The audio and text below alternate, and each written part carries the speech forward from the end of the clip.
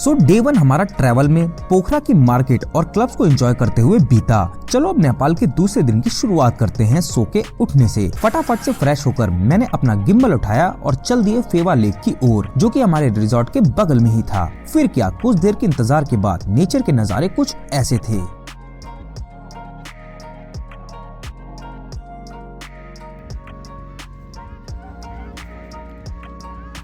भाई तन मन को तृप्त कर हम वापस चल दिए अपने रिजॉर्ट की ओर।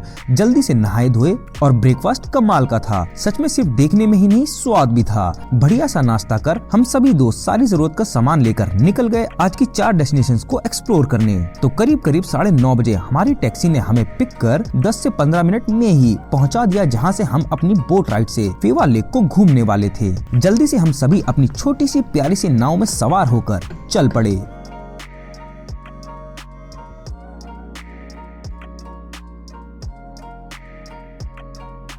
सच में इतनी विशाल झील को ऐसे एक्सप्लोर करते हुए आखिरकार मैं पहुंच ही गया फेवा लेक की सबसे पवित्र जगह तालबराही मंदिर, जिसे लेक टेम्पल से भी जाना जाता है। दो सोचने वाली बात है, झील के बीचों बीच स्थित इस छोटे द्वीप पर मंदिर होना सुनने में ही कमाल का लगता है, पर हम तो देख रहे थे। तो बराही देवी के दर्शन कर हम सभी चल पड़े वापस अपनी टैक्सी की ओर दूसरी डेस्टिनेशन को घूमने के लिए। 11 बजे हम अपनी कैब वापस पकड़ 20 मिनट में पहुँच गए दूसरी डेस्टिनेशन गुप्तेश्वर महादेव केव। वहां पहुंचते ही हम सभी एंट्री टिकट लेकर आगे बढ़ गए।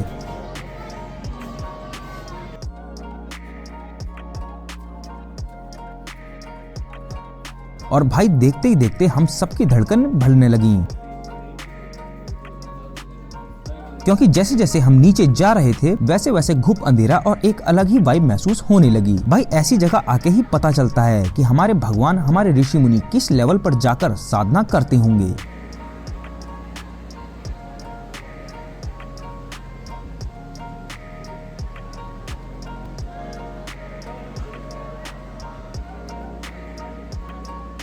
अब इतनी प्यारी और अनोखी जगह को एक्सप्लोर कर हम सभी बाहर निकल आए और यहीं से कुछ ही दूर पर थी हमारी तीसरी डेस्टिनेशन डेविल्स फॉल।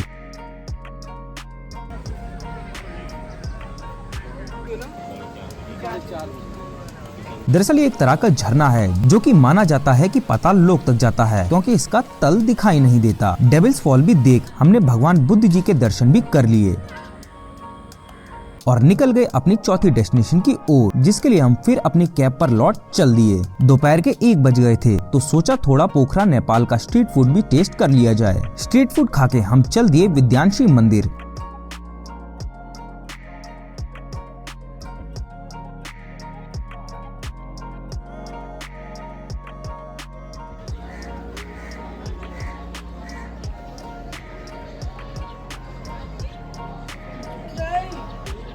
लेकिन वहां जाके पता चला कि मंदिर के कपाट तो बंद हैं। क्या ही कर सकते थे, माता के दर्शन तो नहीं हुए, पर उनका आशीर्वाद तो मिल ही सकता है ना। बस अब मंदिर के परिसर में घूमते घूमते हम सभी यार बाहर निकल आए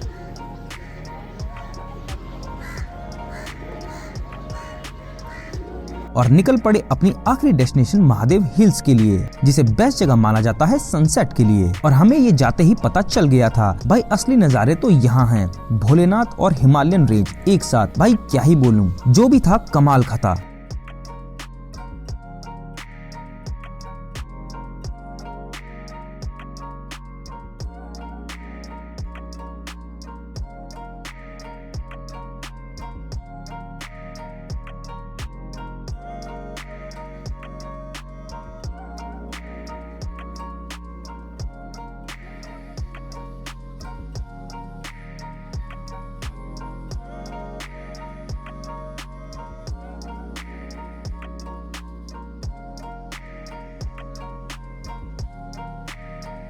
सच बता रहा हूँ, जाने का दिल ही नहीं कर रहा था यहाँ से, पर जितना हो सकता था उतना घूमा और शाम के 6 होते होते हम सब निकल ही गए रिजॉर्ट की ओर। और रात को पोखरा कुछ ऐसा दिखाई देता है।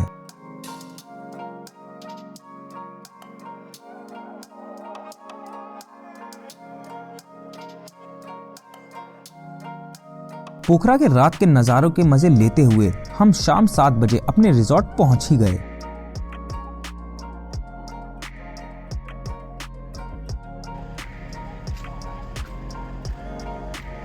लेकिन इतना सब के बाद भी हम फिर रात 9 बजे निकल गए पोखरा के बेस्ट क्लब 16 की वाइब को एंजॉय करने के लिए। और भाई यहाँ तो बिल्कुल अलग ही दुनिया चलती है।